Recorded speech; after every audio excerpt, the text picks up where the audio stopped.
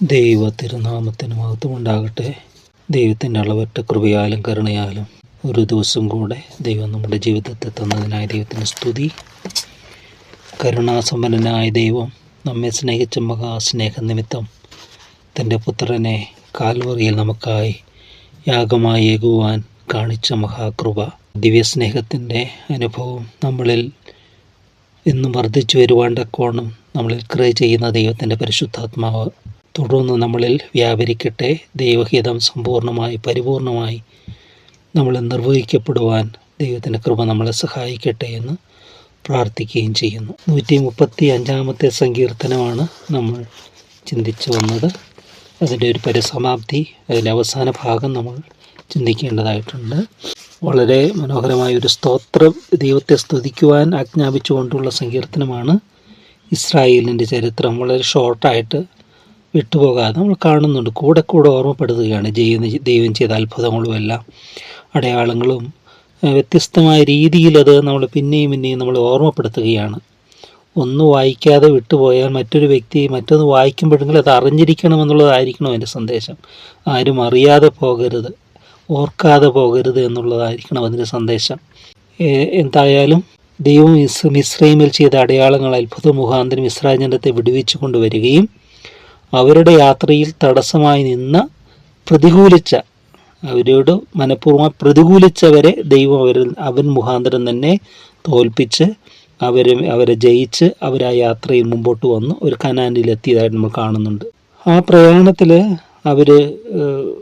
അവർക്ക് വന്ന നഷ്ടത്തിന് പ്രതിപകരമായ ദൈവത്തോടെ പ്രതികാരം ചെയ്യുന്നു, പ്രതിക്രിയ ചെയ്യുന്നതായിട്ട് കാണുന്നുണ്ട്. ദൈവം പ്രതിക്രിയ നടത്തി വിടുവിക്കുമെന്നാണ് പറയുന്നത്. പ്രതിക്രിയ അവിടുത്തെ കുഞ്ഞുങ്ങളോട് ചെയ്തതിന് ദൈവം പ്രതിക്രിയ നടത്തി. ദൈവത്തിന് ചെയ്യാം, കാരണം ദൈവം സൃഷ്ടാവാൻ ദൈവമാണ്.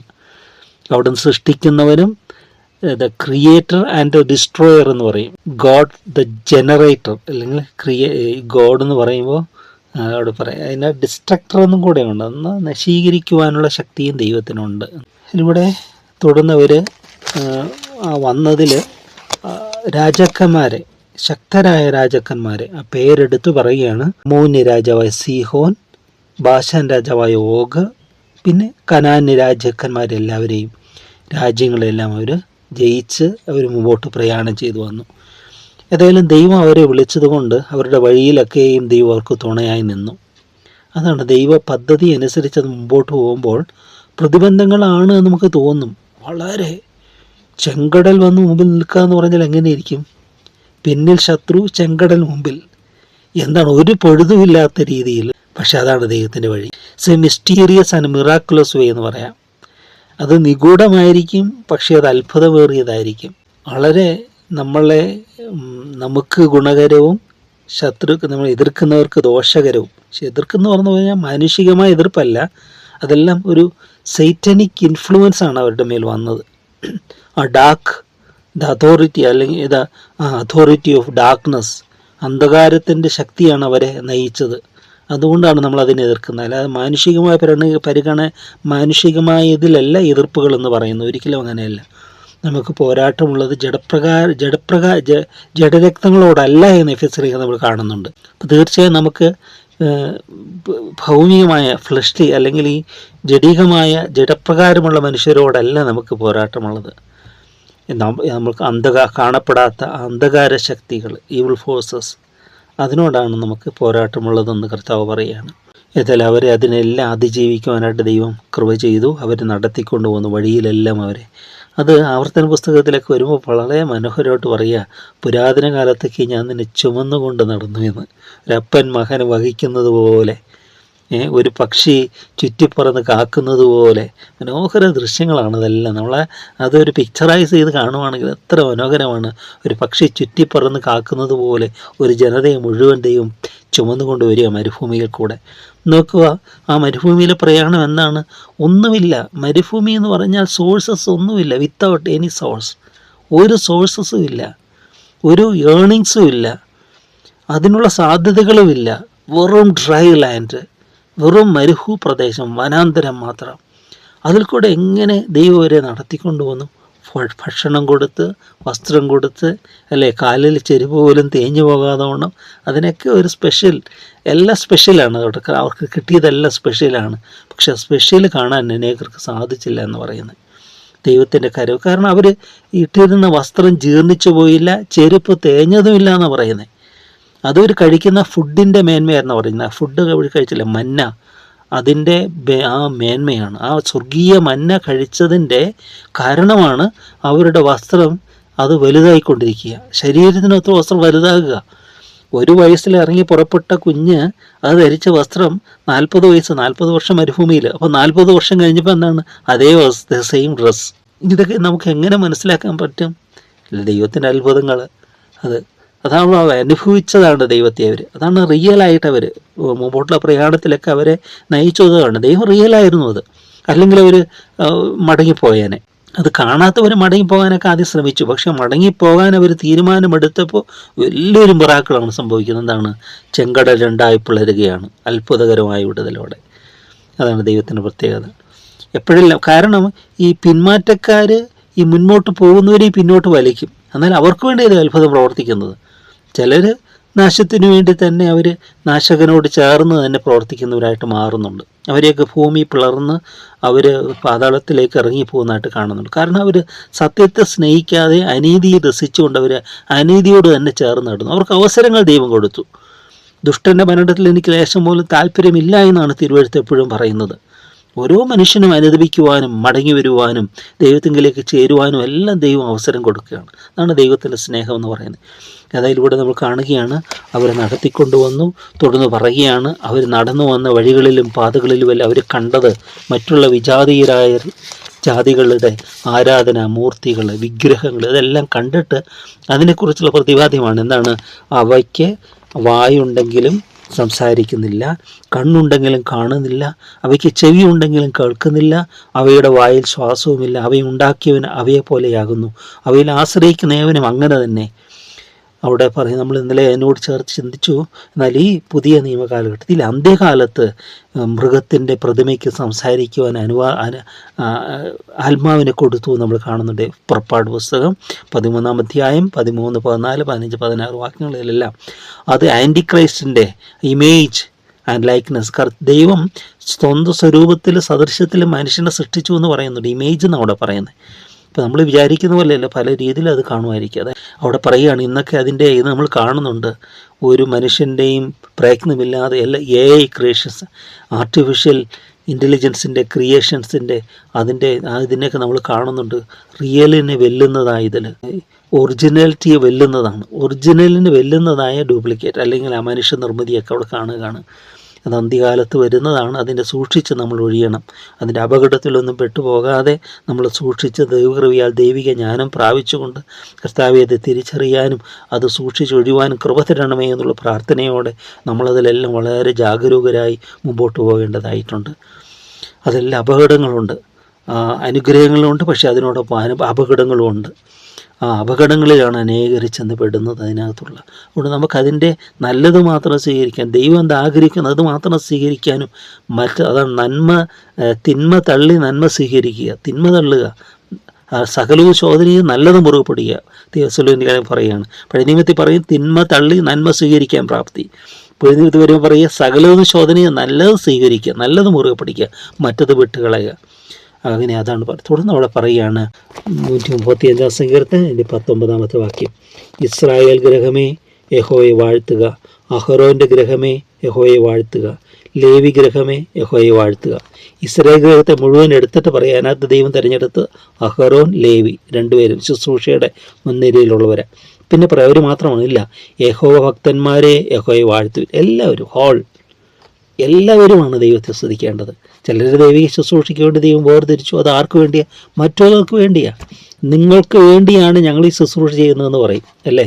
നിങ്ങൾക്ക് ഫോർ യുവേഴ്സ് നെയിംസ്, നിങ്ങൾക്ക് വേണ്ടിയാണ് ശുശ്രൂഷകർ അവർക്ക് വേണ്ടിയല്ലല്ലോ അല്ലേ. ശുശ്രൂഷിക്കപ്പെടുവാനല്ല, ശുശ്രൂഷിക്കപ്പെടുവാനാണ് കർത്താവ് വന്നതെന്ന് പറയുന്നു. ശുശ്രൂഷിച്ചു കർത്താവ് കാലുകളെ കഴുകി അല്ലേ. അതാണ് കർത്താവ് എന്ന മാതൃക എന്ന് പറയുന്നത്. അപ്പോൾ ഇവിടെ പറയുകയാണ്, ഈ ചൂസൻ എന്ന് പറയുന്നത് തിരഞ്ഞെടുക്കപ്പെട്ടവർ മറ്റുള്ളവർക്ക് വേണ്ടിയാണ് തിരഞ്ഞെടുക്കപ്പെട്ടത്. നമ്മൾ പറഞ്ഞില്ലേ ഈ ജനപ്രതിനിധികളെ തിരഞ്ഞെടുക്കുന്നത് ജനത്തിന് വേണ്ടിയെന്ന് പറഞ്ഞ പോലെ തന്നെ മിനിസ്റ്റർ അല്ലേ, മിനിസ്റ്ററി എന്ന് പറയുമ്പോൾ അത് ശുശ്രൂഷയാണ്, അതൊരു സേവനമാണ് ഇവിടെ പറയുകയാണ്. അപ്പോൾ സേവകരാണോ സേവിക്കുന്നവരാണോ, ആരാണ് ബഹുമാനിതർ? അവിടെ സേവകരായിട്ട് മാറുകയാണ്, അവർ സേവിക്കുകയാണ് ജനത്തെ. അതിലൂടെ കാണുകയാണ്, ലേവിഗ്രഹമേ യഹോവയെ വാഴ്ത്ത്, യഹോവ ഭക്തനായ യഹോവയെ വാഴ്ത്തുവിൻ. യെരുശലേമിൽ അധിവസിക്കുന്ന യഹോവ സിയോനിൽ നിന്ന് നിന്നെ വാഴ്ത്തപ്പെടുമാറാകട്ടെ, യഹോവയെ സ്തുതിക്കുവിൻ. യെരുശലേമിൽ അധിവസിക്കുന്ന യഹോവ സിയോനിൽ നിന്ന് വാഴ്ത്തപ്പെടുമാറാകട്ടെ. ഇവിടെ അധിവസിക്കുന്ന ഒരു ദൈവം എവിടെ അധിവസിക്കുന്നത്? യെരുശലേം ദേവാലയം ഇന്നില്ല, നമ്മൾ ചിന്തിച്ചു. യെരുശലേം ദേവാലയമില്ല, ആ ട്രൈബ്സ് എല്ലാം ഇന്നൊക്കെ അതിന് എൻ ടൈമായിട്ട് അതിനെ കൂട്ടി വരുത്തുന്നെന്നൊക്കെ പറയുന്നുണ്ട്. അതിന് മുന്നോട്ട് നമ്മൾ കണ്ടുവേണം തിരിച്ചറിയാനായിട്ട്. അതൊക്കെ ഫുൾഫില്ലിങ്, ദൈവവചനത്തിൻ്റെ വാഗ്ദാനത്തിൻ്റെ പ്രോമിസസ് അതൊക്കെ ഫുൾഫിൽ ചെയ്യും. ഇതിലൂടെ പറയുന്ന എന്താണ്? യെരുശലേമിൽ അധിവസിക്കുന്ന ദൈവം ഇന്ന് എവിടെ അധിവസിക്കുന്നത്? നമ്മൾ പലപ്പോഴും ചിന്തിക്കുന്ന ഒരു ചിന്തയിലേക്ക് നമ്മൾ എപ്പോഴും സെൻട്രലൈസ് ചെയ്യണം, അത് നമ്മൾ ഫോക്കസ് ചെയ്യണം, അത് നമ്മൾ യാഥാർത്ഥ്യമാക്കണം.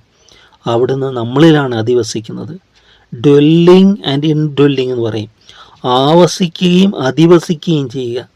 പരിശുദ്ധാത്മാവ് ദൈവം ആവസിക്കും. പഴയ നിയമകാര്യങ്ങളിലെല്ലാം ആവസിച്ചു, അവരുടെ മേൽ ദൈവത്തിൻ്റെ ആത്മാവ് വന്നു ആവസിക്കുകയാണ്.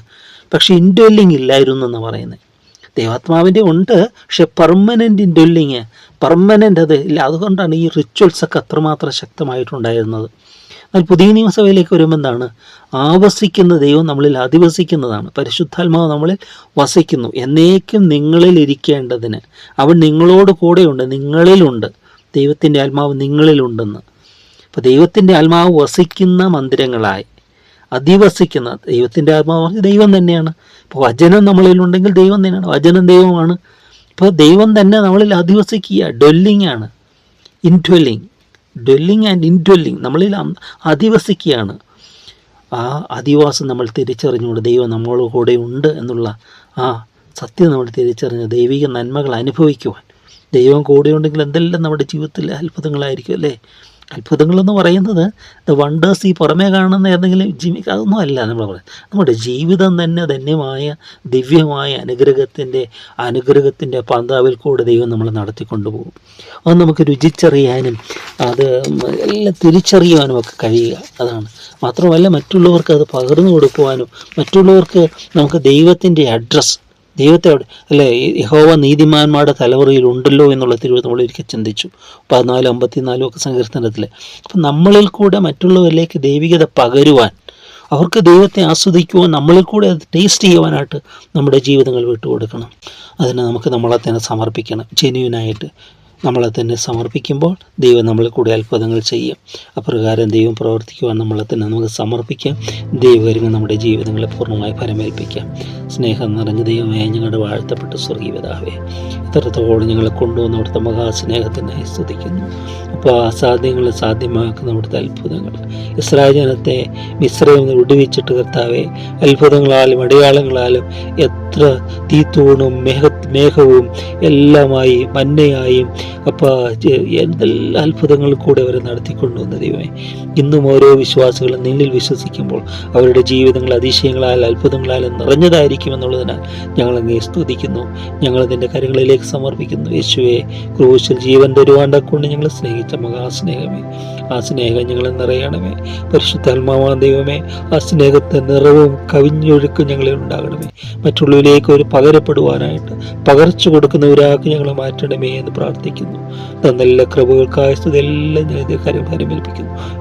ഞങ്ങൾക്കുള്ളവരെയും എല്ലാം നിന്റെ കാര്യങ്ങൾ സമർപ്പിക്കുന്നു. ഞങ്ങളിൽ കൂടെ തിരുനാമം മഹത്വപ്പെടുത്തുന്ന കർത്താവേ, ഇതുവരെ ചൊരിഞ്ഞ നല്ല നന്മകൾക്കായ കൃപകൾക്കായ സ്തുതി മഹത്വപ്പെടുന്നു മാത്രം എടുക്കണമേ. പിതാവിൻ്റെയും പുത്രൻ്റെയും പരിശുദ്ധാത്മാവിന്റെ നാമം മഹിമപ്പെടുവാനായിട്ട് തന്നെ. ആമേൻ, ആമേൻ, ആമേൻ. യേശുവേ കരുണാമയ നാഥനേ ലോകരക്ഷക, ആത്മാവിൻ സ്വാതന്ത്ര്യത്തോടെ രക്ഷയിൻ സന്തോഷത്തോടെ സൗഖ്യവും ശാന്തിയും അരുളും യേശു സവിധേ ഉല്ലസിച്ചിടുവാൻ.